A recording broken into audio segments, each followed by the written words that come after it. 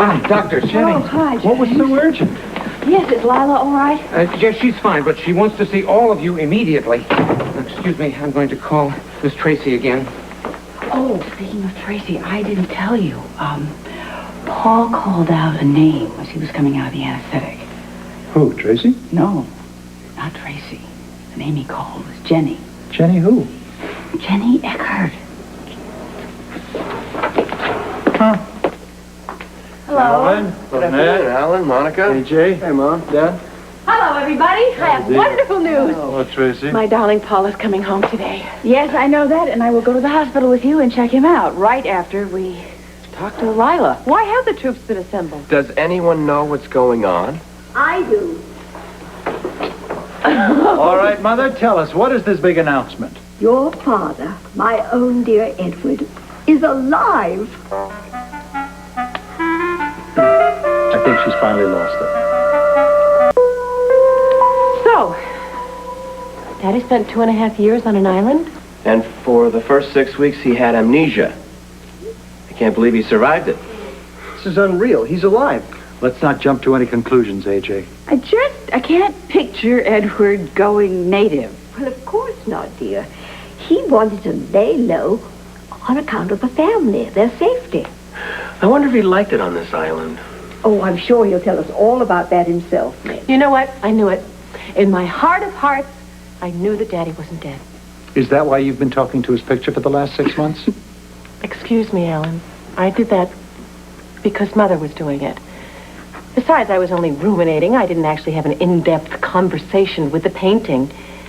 But that does bring up an interesting point, Mother. It sort of means that Daddy didn't speak to you. He certainly did. It was mental telepathy. That explains it. Oh, yeah, thank you. Tracy, I think we should proceed slowly with this. You're right. Mother, are you a little tired this afternoon? Yes, Lila, have you had your afternoon nap? Oh, be quiet, you two. I assure you, I am firing on all 8 cylinders. Mother, no one has actually seen Father alive, right? I certainly have. Forgive me, Mother.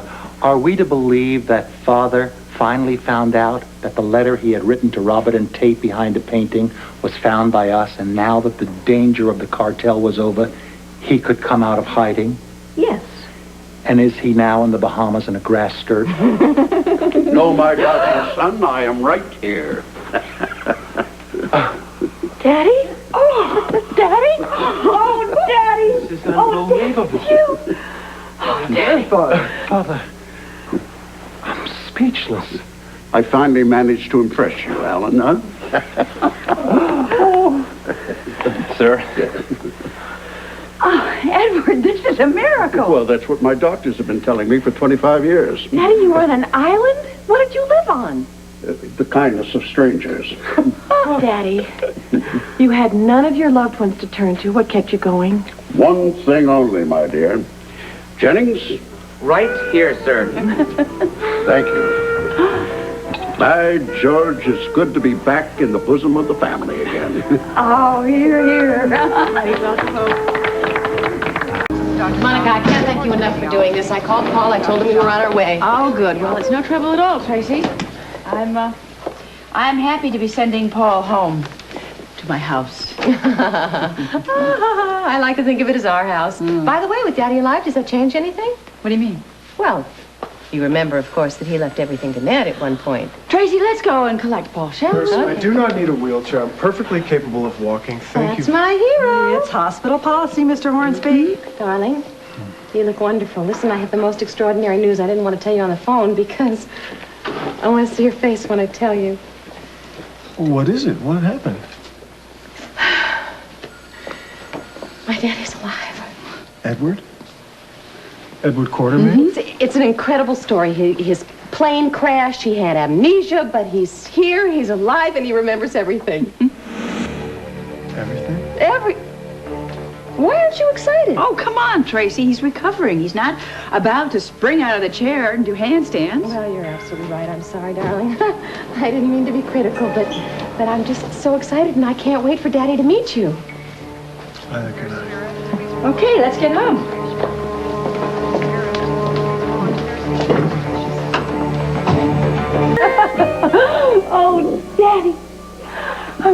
you're home. We have so much catching up to do. First of all, I want you I'm delighted to see you again, Tracy. Are you sure you still have room in your heart for me? Oh, Daddy. How can you say that? You know, I always loved you more than anyone. So this is the man you've decided to spend the rest of your life with, huh? It is indeed. Daddy, Paul is, he's running ALQ for us now. When he took it over, it was practically bankrupt. And now, thanks to him, it's in the black. Is that so? I want to introduce you to my husband. This is Paul Hornsby. Mr. Quartermain, it's a pleasure to meet you again. Again? Mr. Hornsby, by some trick of the devil, you are married to my daughter, which means that you live in our house and partake of our food. However, you are still a crook, sir. What? I'll be in my room changing for dinner.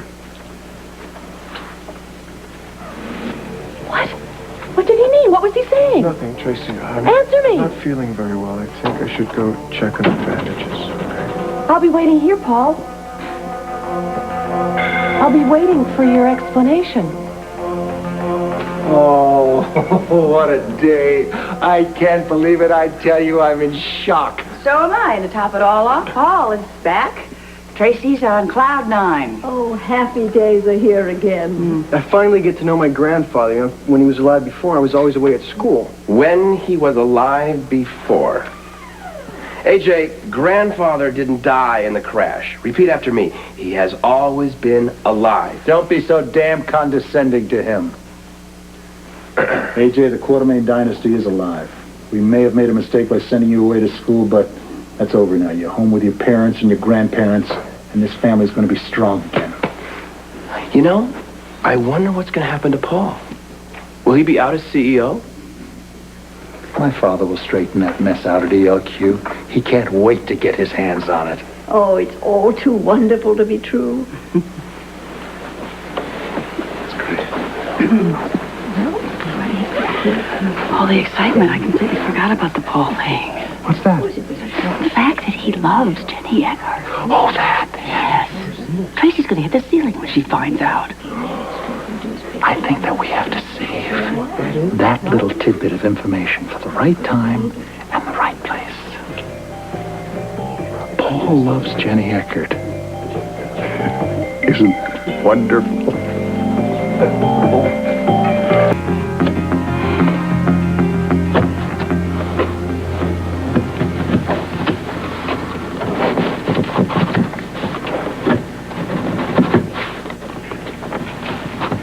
Well? I feel much better. Thank you.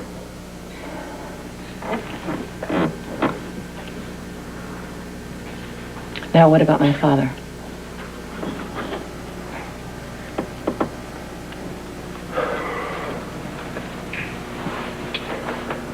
I met your father, Tracy, about 2.5 years ago in New York City.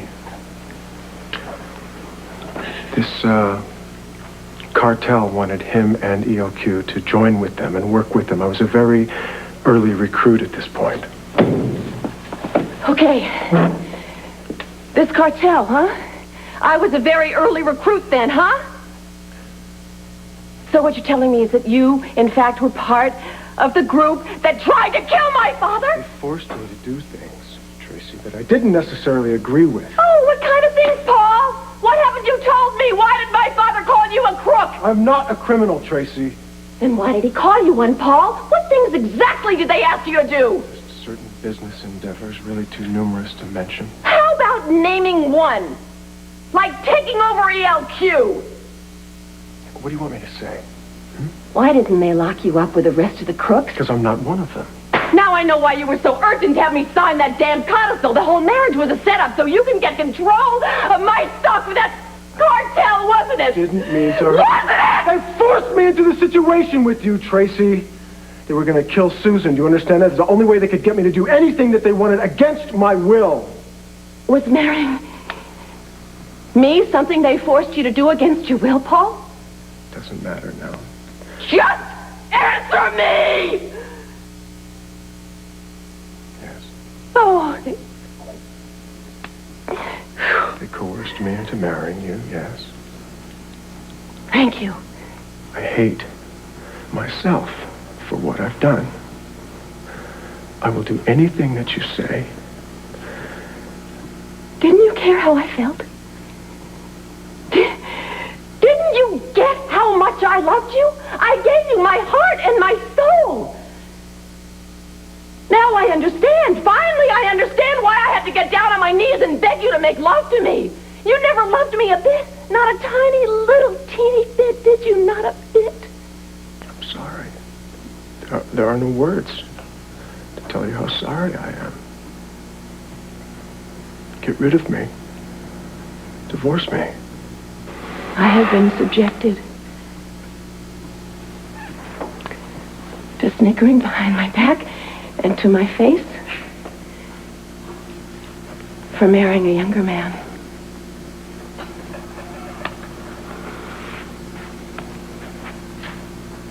I don't think I want to be subjected to the humiliation of a divorce from you. No, look, Tracy. Never. Never, never, never. You see, Paul, you married a Quartermain. And you can't ever put a Quartermain up to ridicule. So what I want you to do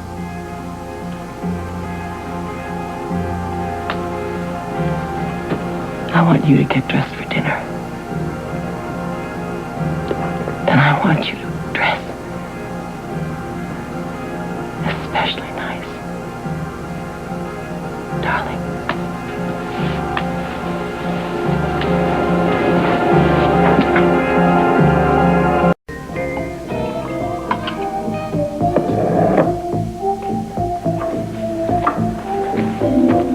Mrs. Hornsby, we're setting the table for dinner. Will you and your husband be joining your parents this evening? Actually, Jennings, I'm not sure if I feel up to it. Oh, darling. I think a nice dinner would be just the right medicine for you. Besides, Monica's your doctor. I'm sure she wouldn't let you overdo. I'll let the staff know. I want everything to be just perfect for your father. Drink? No, thank you, Tracy. You know I can't drink, and you shouldn't either. Why, thank you, darling. You're absolutely right about that. I punish myself when I have you to do it for me. Tracy. You know what? What? You and I are going to pretend that we still have a marriage. And a blissfully happy one at that, whether you like it or not. So you just get used to it. Now, I think I'll have my drink. Well, good evening, you two. How are you, Paul? Evening. Fine, thank you. Still, Good evening. feeling a little weak. Ah, yes, but he's much better than this afternoon, aren't you, darling? Much, yes. I'm looking forward to dinner tonight. Gives me a dream. Are there storm clouds brewing in paradise?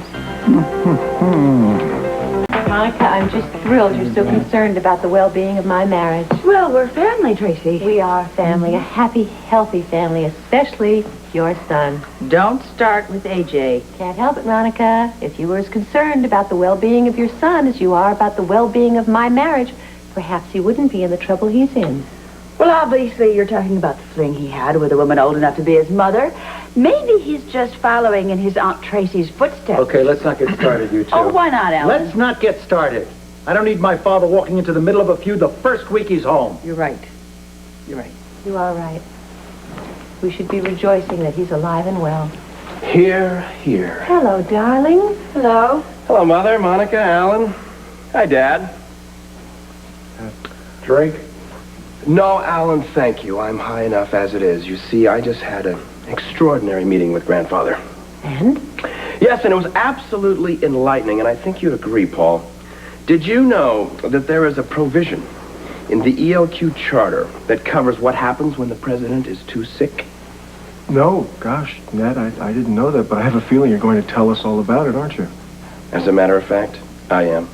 Because it's wonderful news. You see, when the president, Paul, is too sick, then the treasurer, that's me, takes over. Isn't that great? Terrific. Oh, darling. Isn't that wonderful news? Now you get to stay home and spend more time with me. That must be Jenny. Hi. Hi. I'm glad you could make it. Oh, me too. Will you be joining us for dinner, Jenny? Well, of course she is. I want her to meet Grandfather. Yes, and I want to meet him, too. I've heard so much about Edward Quartermain.